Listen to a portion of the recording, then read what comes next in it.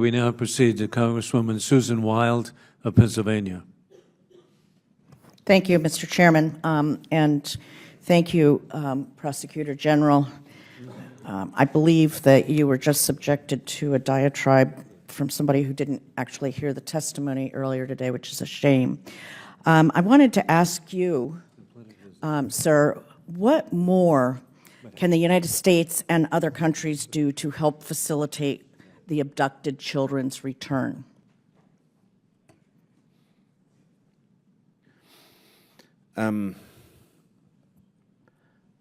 I think that we all should be vocal, as I mentioned, every day.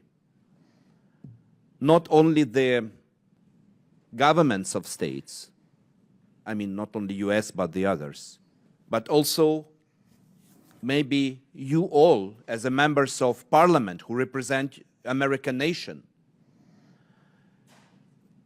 I think that Putin, who is suspect in committing this crime, should feel that he stayed alone.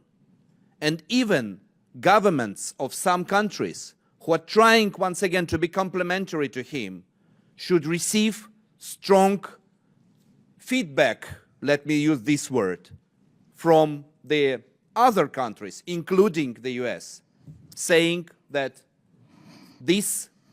you can't be neutral with regard to such crime committed by Putin. I would agree with you on that, and I think that a number of us try very hard to elevate this subject as much as possible. I would also note that the subject of missing, exploited, kidnapped children does not belong in any discussion about political matters such as my colleague just raised. Can I ask you, has the United States assistance to Ukraine been sufficient in specifically, I'm not talking about weapons or anything else, in the efforts to return and reintegrate Ukrainian children? Let me be very honest.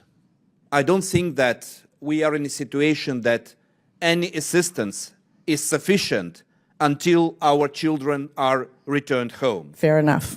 And what I would like to ask you, because we are trying to find out, to invent maybe other ideas, what could be done.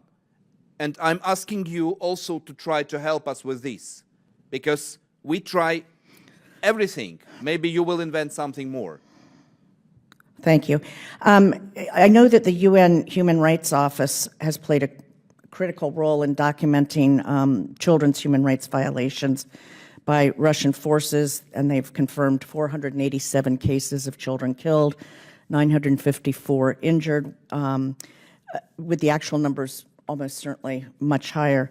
They've also documented some of the heinous crimes against children that we don't need to go into again right now, but has that been helpful to ensure the welfare of deported children or in helping them to return to Ukraine? Or would your answer be similar to your last one, which is helpful, but nothing's enough until we get them back? I think, once again, nothing enough. But in this situation, we need as broad support as it is possible. We understand some complexities dealing with UN institutions with regard to UN position, which could be not very strict in some cases with regard to the evidences of war crimes we have. But we commend the work of UN institutions because they help us to promote awareness? Yes, to promote awareness and maybe to change approach of those internationally who are still complementary with Putin and his team. Because let me just stop you there because I have one last question. I only have about 20 seconds left.